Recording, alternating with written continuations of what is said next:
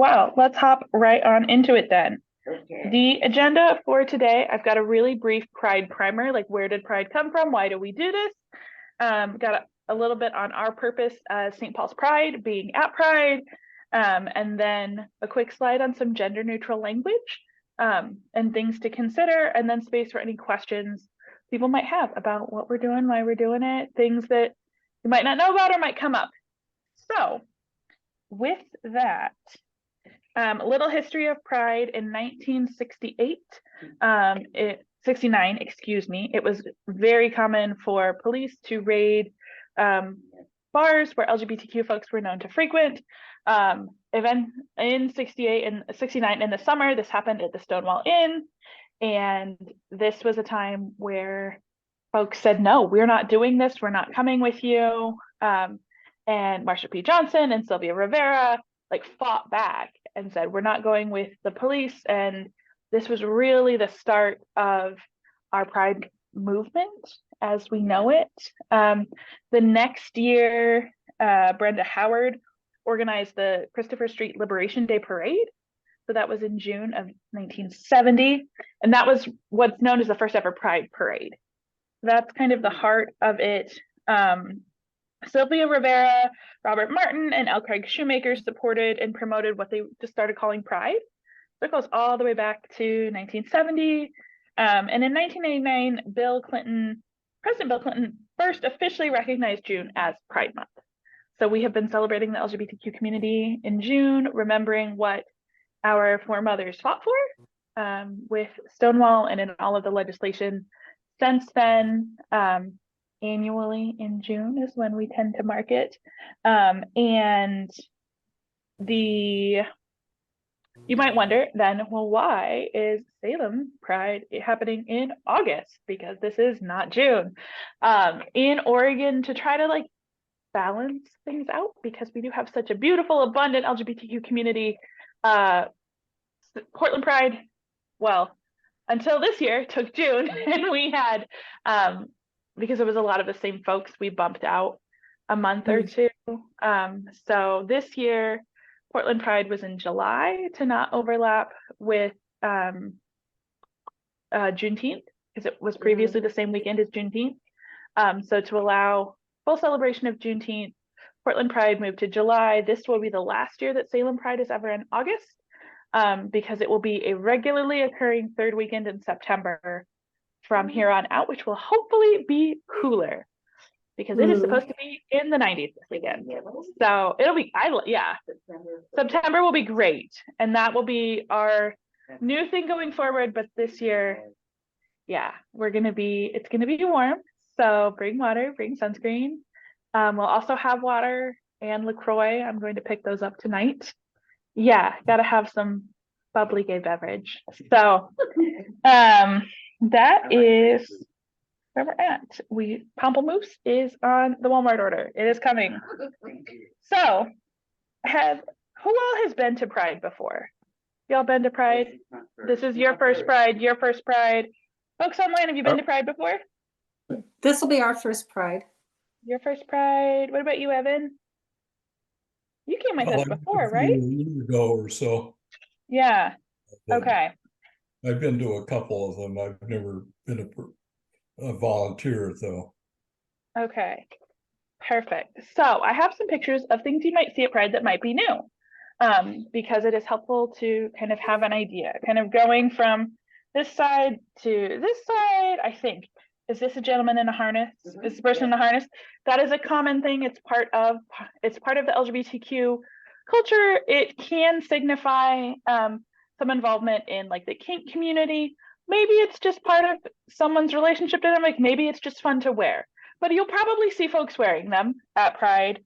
You'll also probably see drag queens at Pride. There were several drag performances happening in the new amphitheater. So when you're not on shift, or we can, you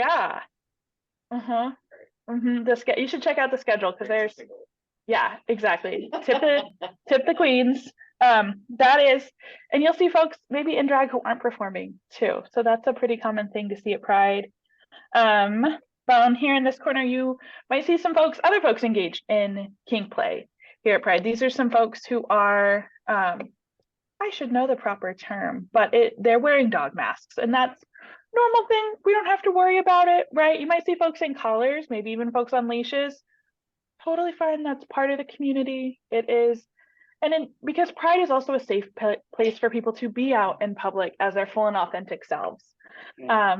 And so those are things that we know are going to be there, and it's just, oh, cool.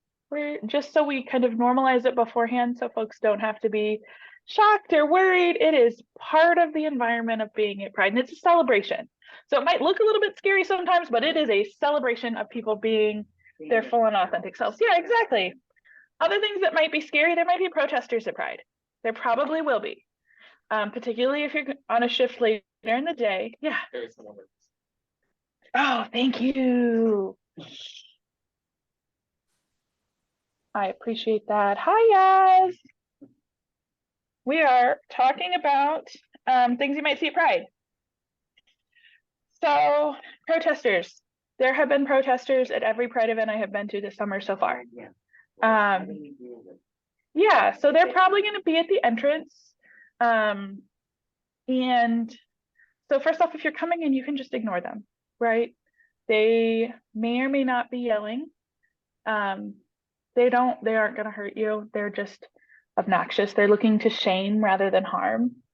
Or harm the spirit, not the body, really, in my opinion. So you can walk past them. We've also been asked to help step up and help kind of drown them out. So if you are comfortable with that, I might ask folks during your shift, if you are, okay, I'll have my flag, I'm working on a banner tonight too. So we've got gonna do the Bishop Michael Curry quote, if it's not about love, it's not about God, on a banner to kind of have folks be able to say, essentially, without needing to blare it, not all Christians, right? This isn't okay. This is bigotry, not religion. But if they're there, they're not going to hurt you. If you don't like yelling, I might suggest staying away from them because it can get kind of loud. This was me with the flag at the block party in June, just trying to drown out. And because we want to do is have this be a safe place for LGBTQ folks to be and to be celebrated, particularly in a time where there's been a lot of violence, particularly against trans folks. You think there might be actual thing? I don't think so. I have never seen any actual danger, mostly just harassment. So, which I would argue is still kind of spiritually dangerous and harmful, but not I think your body will be fine. I think I'm not worried about physical safety. Unless you try to start a fight. Yeah. So So how do we drown them out? sometimes it's yelling, sometimes it's just waving flags so that we're blocking out their messages. Jesus loves you anywhere. Yeah, directed to them. We've had folks when in Albany, there were some folks who led some chants to just kind of drown it out. It kind of depends.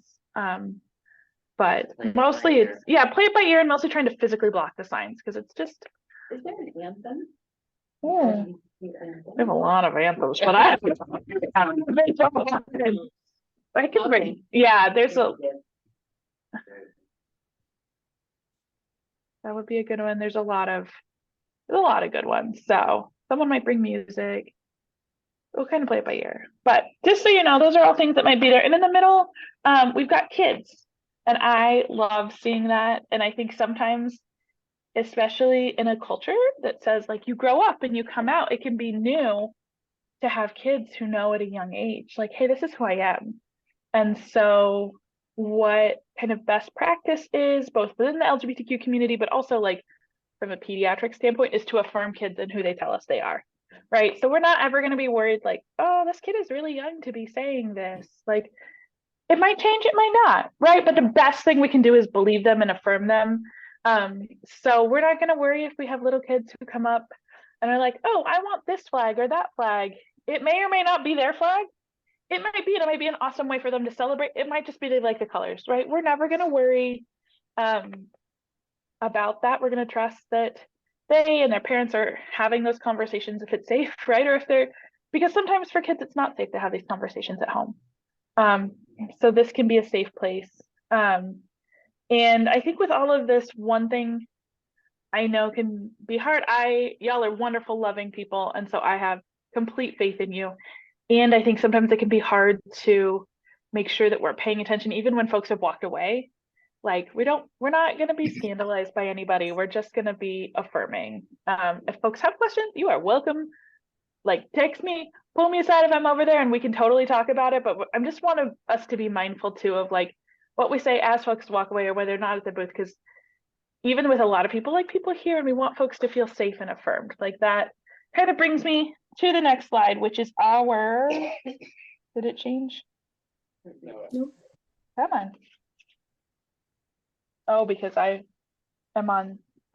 toggled over to, come on. There we go. Our purpose number one is to be a gift to the community. We are there because when we go into space as a church, we have to know that for at least half of the people there, church has been harmful to them. Maybe more than that. Like church is often one of the first places of harm for LGBTQ folks, if not their family. And so we are a low to no pressure place, right? We're going to do face paint. We're going to give out water. We're going to be a gift to the community and say, hey, we're so glad you're here.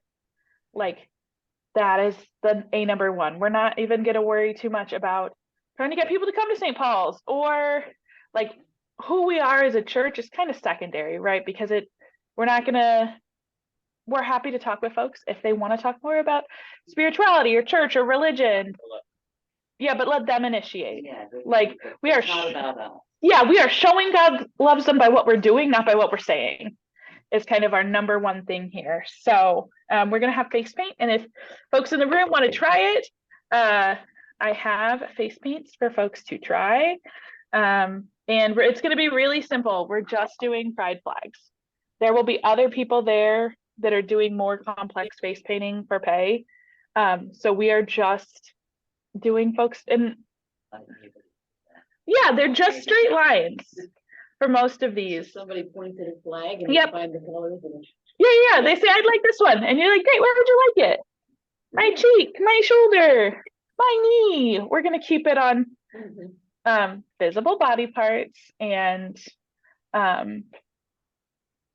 yeah, and if that's ever an issue, because sometimes folks can be wearing less clothing at Pride, we can just say, hey, I'm not super comfortable with that. Can we do your shoulder instead? Can we do your cheek instead? Just because your boundaries matter too, right? Like this is a consensual thing that's super important in any kind of LGBTQ space. So we'll have face paint and we'll have water for folks to take out. We've got some St. Paul's Pride stickers, some diocesan Pride stickers, some St. Paul's Pride Ministry brochures in case folks are interested, because there are, like, as much as the church has been a source of harm for a lot of people, there are actually people looking for an affirming spiritual community. Yeah, safe places that they miss that. Yeah. I see that on Facebook on the Progressive Christian. Oh yeah. Folks looking for, yes. Yeah. So kind of important with that is that the Episcopal Church as a denomination is affirming, right? And so is St. Paul's specific. Okay. So I'm going to give you the nitty gritty. Nobody's probably going to ask for this, but I want you to know in case it comes up. The Episcopal Church writ large is affirming, with the caveat that particular areas can be less affirming or not affirming. We're getting there. We're getting there slowly but surely. So it's entirely possible folks still experienced harm at an Episcopal church, or in other parts of the country we're at an Episcopal church that is not affirming. So in case that comes up, it is true in the Diocese of Oregon, and at St. Paul's we are actively affirming of LGBTQ folks. We do LGBTQ marriages. Folks can be in leadership at all levels, right? Like it is totally affirming, which might be something that people ask, because that's kind of there are churches out there that will say that they accept or affirm LGBTQ folks, but they mean as long as you don't want to be LGBTQ here. So folks, yeah, as long as you like don't ask, don't tell, like that is something some churches kind of practice still. So folks might ask, like, do you do weddings or same-sex partnerships, or can LGBTQ folks be in leadership? And the answer to all of that is yes.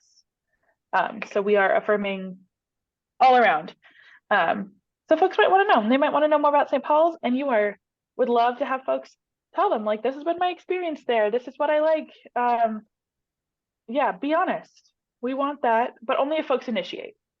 So we're gonna leave, just recognizing the harm, we're gonna leave that up to them and kind of have our ministry here be of presence and of fun and of celebration of the community. So that is what we're going. That's what we're going for here. That's our vibe. So last bit, we're going to talk briefly about pronouns. And I realize this is probably too far away for folks to see. The gist of the image is that we cannot assume someone's pronouns by looking at them. I think often, like, we grew up with that, right? Like, oh, this person look like boys and girls and he's and she's, and we know that, like, that's not true anywhere, but that's especially not true at Pride. Because Pride is also a safe place for people to be out where they might not get to be out in the rest of their life. So it's extra important for us to treat that with care and gentleness and kindness, and to be mindful ahead of time. So some folks might be wearing pronoun pins or buttons or stickers. That's a common thing that folks give out at Pride. And then you can know, right? They're like, oh, my pronouns are she, hers. Like, I will have a pin because I have a bajillion of them and I'll be wearing one, right? So we can assume if they're telling us. If not, we're going to stick with gender neutral language in our conversations with folks at Pride. And by that, we're going to stick with they, them pronouns unless otherwise shown. So it's going to look kind of like this. If you're talking to someone about someone else, what would they like? What flavor would they like? What flag would they like? We're going to start with that unless we can see otherwise or have been told otherwise that they use different pronouns. Because it can also be super affirming if someone is trans and isn't able to use their true pronouns most of the time to be able to call them that as well. But we're going to default to they, them, unless we can see or hear otherwise. And then when we're talking about maybe the lines for doing face painting, someone's like, oh, I want to get my face painted. Oh, that's so great. I'm going to do them first and then I'll get to you. Right? It's okay. We will practice and we'll get better at it as we go, right? Most people are pretty cool. Yeah. You're trying. Attitude is more important. Yeah, it really is. But that's kind of what we're going to try to practice. And then also thinking about, there's lots of different relationships that happen in the LGBTQ community. So if we're working with a kid, we're going to say, if we want to double check, like we'll say, okay, let's ask your grown up. Because it might be, we don't know if one, grown up uses mom, dad, or something else, or two, if that's even their parent. It could be their sibling, it could be their aunt, it could be their grandparent. Like, the goal is to be as affirming as possible. So we're going to stick with more neutral. And then kind of one other example I have in here, that if someone comes up and the person they're with goes and gets distracted or is looking somewhere else, we might say, oh, does your friend want one too? Does your partner want one too? But keeping it to a gender neutral term. Friend, them, partner, trying to avoid like, oh, does she want one too? Oh, does he want one too? Unless we can see that they've got a pronoun pin, just because we want to be as affirming as possible, right? This is a gift that we can give to folks on this day. So that, I think, is all